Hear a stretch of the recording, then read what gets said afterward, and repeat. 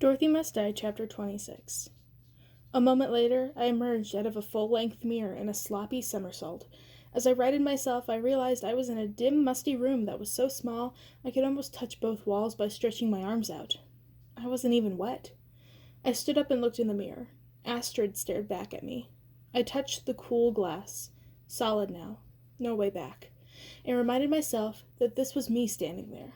This was me in Dorothy's dumb servant attire, frilly white shirt, pleated green skirt, apron, and red patent leather Mary Janes that seemed like a mocking approximation of Dorothy's sky-high pumps. Cute. I smoothed down my skirt and adjusted the apron, looking around while fighting back a wave of nausea at being in one of the palace's tiny rooms. I needed to get used to it quick. After all, this was my new home. The servants' quarters weren't much better than my cell had been. There was a little white bed with the threadbare sheets printed with Ozma's faded crest, and a dresser with peeling paint that had seen better in grander days. A small silver bell sat on top of the dresser. This was pretty much it. It made my room back in Dusty Acres seem lavish, and that room even had walls. I yanked open the top drawer of the dresser, not expecting to find much. I was right. There were 3 uniforms identical to the one I was already wearing, and a couple of plain cotton dresses, one in a plain green satin and another in white. Glamora had told me that every maid had 2 dresses aside from her uniform, one for escorting Dorothy to parties, and one for her monthly day off. So this was it. I didn't take long to search the rest of my sad accommodations. I got excited for a second when I reached underneath the mattress and pulled out a battered old book. Maybe it was a diary, some extra insight on servant life, which would be in handy. Hell, maybe Astrid had documented the one day a month Dorothy sunbathed in the warm glow of the Emerald City's rusty knife recycling pile. That'd make my task easier. Either way, I wasn't that lucky, or Astrid wasn't that interesting.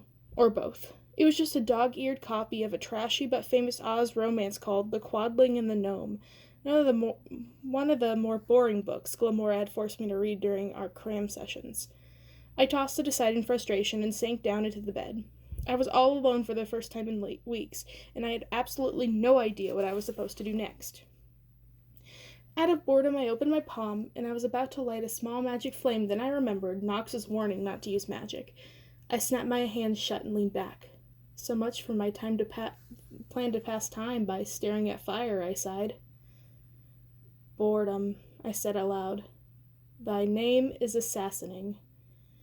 It was only then that I realized I was overlooking the one friend I did have in the palace. Well, make that 2 friends. Friend number 1, Star the Rat, who was, in theory, still kept safe by friend number 2, Pete. Pete? I'd almost forgotten him. Was he here? Did he know I'd managed to escape? I wondered.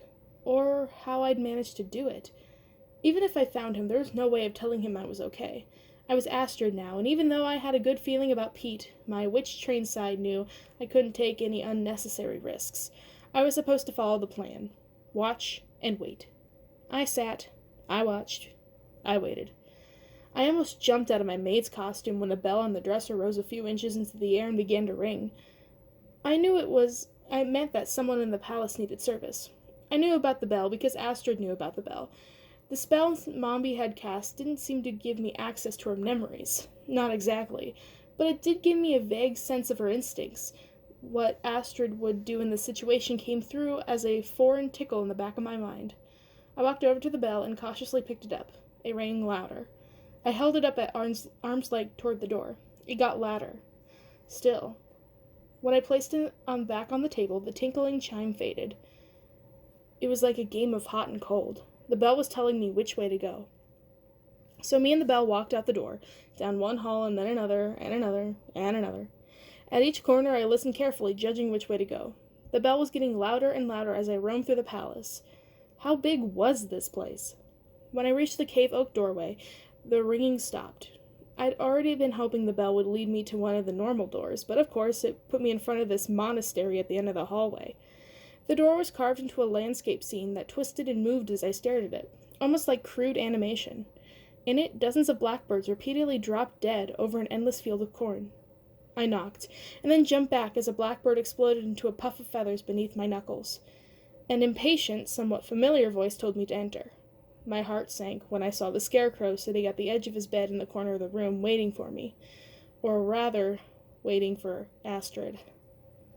"Yes, your royal Scarecrow?" I chirped in my sweetest voice, even though I was shaking on the inside. I was face to face, and alone, with the monster who'd experimented on Melindra. I felt my hand tingling, and I was comforted when the knowledge of my knife was there if I needed to summon it. The Scarecrow's room looked less like a bedroom and more like an enormous filthy study. Every surface was cluttered with loose papers and dirty plates and bits of straw. The whole place smelled stale and moldy, like the bootleg firewood our neighbor used to wheelbarrow around dusty acres. Lying on the floor near my feet, I noticed a bound leather book open to a drawing of a monkey's internal anatomy, with notes in shaky handwriting penciled in the margins.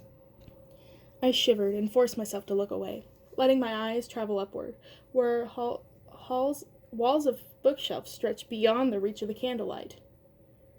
"Well, what took you so long?" the Scarecrow snapped.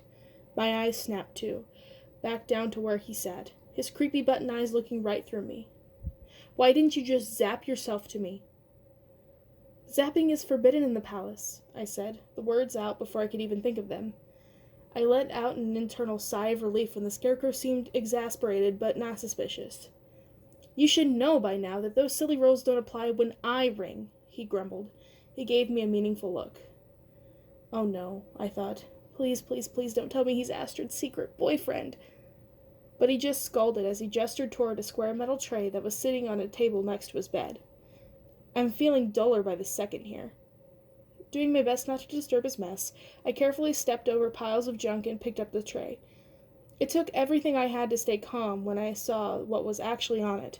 Knives and scalpels and curved needles and pliers and an assortment of other things I didn't know what to think about. I didn't want to think about. Some of them were still bloody. These were probably the same tools this monster used to dissect and experiment on innocent Ozians, on people like Melindra. And what did he want me to do with them? I was still trying to figure out as he casually leaned his stuffed body against his bed's ornate headboard and started removing a series of straight pins from his scalp, dropping each one carefully into a metal wastebasket near his feet. I noticed they had blood on them too. I cleared my throat and nodded toward the horror show of instruments on the tray. "What would you like me to do with these tonight, Your Eminence?" I kept my voice detached, like a good subjugated servant girl, even as my skin crawled at the scene before me. I hadn't been prepared to face the Scarecrow within minutes of my arrival. I hadn't been prepared for the Scarecrow at all. He looked me up and down with his dead and shiny button eyes. "I want you to do the same thing I always want. What's gotten into you?" Without waiting for me to answer, he plucked a scalpel from the tray I held and began carefully using it to break apart the stitches that held his canvas skull together. "I got started without you. The syringe is already filled." I noticed it then. A syringe with a needle, at least 4 inches long, was sitting right there next to the rest of the bloody utensils. I picked it up, wishing I'd learned a spell to keep my hand steady. When I turned around, the Scarecrow was lifting the flap of his head, revealing his brain. I had seen a monkey brain once in biology class. It was kind of like that, only pinker and goopier. The whole thing was suspended in a red gelatinous mush that I had mistaken for blood. I picked up the syringe. I gave it a little squirt like I'd seen nurses do in the hospitals. Where was I supposed to stick it? My borrowed Astrid instincts were quiet. Maybe the magic only went so deep, or maybe she'd done such a good job blocking out these traumatizing scenes that they didn't transfer over, or maybe my own instinct to run away screaming was overriding my Astrid sense. Either way, I stood there holding the needle like a dummy. When I waited a moment too long, his gloved hand shot up and grabbed my wrist with a steel grip. His hold was tight, yet I could feel his straw insides crunching as he squeezed. I almost flinched away, but that wouldn't be an Astrid move. I kept my eyes down and frightened. Get it right, girl, or I'll be the one sticking needles into you next." "Yes, sir," I said meekly, adding a shudder that wasn't entirely feigned. When he let go, I went for it, jamming the needle into the pinkest part of his brain mass. Part of me hoped there might be an air bubble in the needle or something, and my next job as servant girl would be mopping bits of Scarecrow off the walls. I pushed the plunger, released the fluid. The Scarecrow let out a long moan of relief. His head lolled over to his shoulder, and a little felt tongue I didn't know he had dangled limply from his mouth. I willed myself not to throw up. Ah, he moaned again. I pulled the needle out and put it back on the tray, slowly backing away. Do you know how many brains I had to drain for this stuff? The thing is, he wasn't looking at me. It sounded like he was talking to himself. He barely seemed to remember I was there at all. It's exhausting, he continued, but it's the price they must pay to have the finest brain in all of Oz. Yes, sir, I mumbled. I'll sew myself back up. It's good to let it breathe for a bit. He waved me away, a bit of straw escaping from his cuff. Take the trash on your way out, girl. I grabbed the basket, almost tripped over myself curtsying, and got the hell out of there. As long as I didn't think too much about it, and if I followed my feet and let the spell do the work, I knew my way around the palace.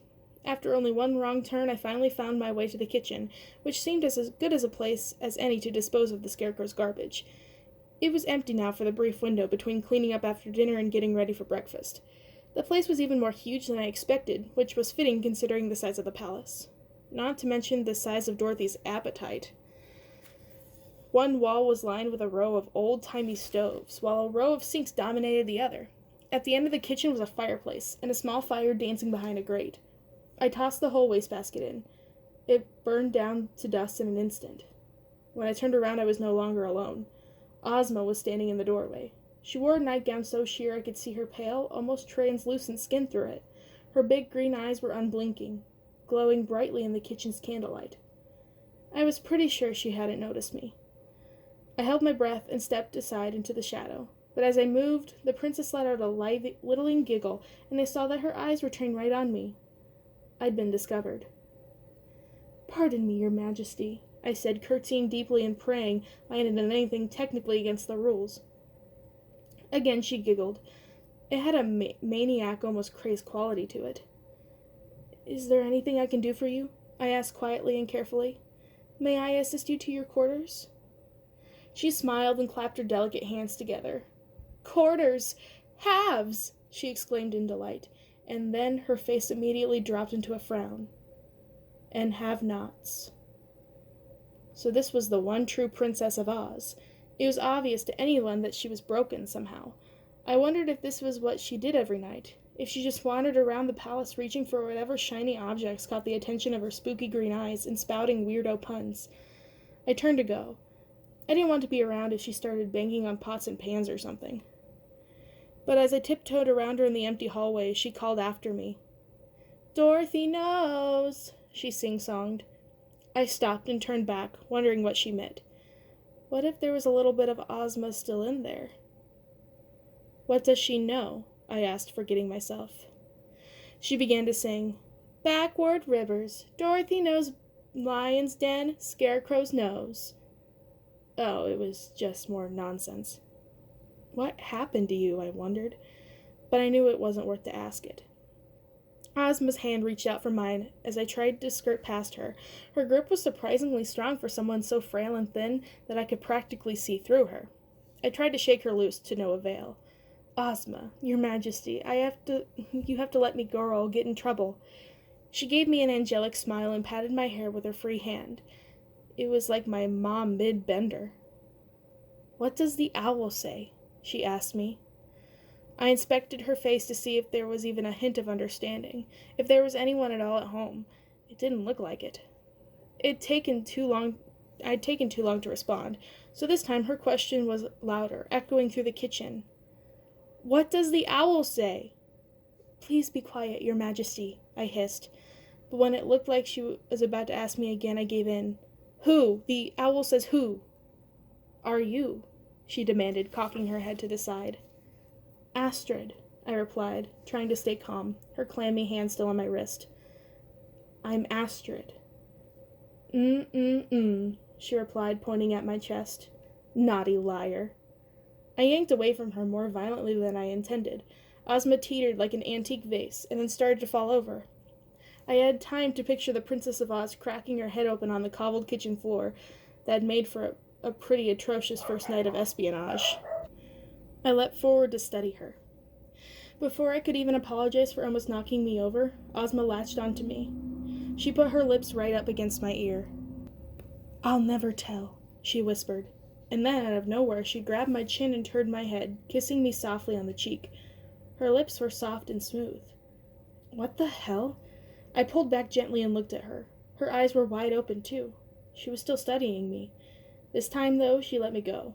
Without another word, Ozma resumed her wandering, leaving me in the kitchen to wonder if my cover was already blown.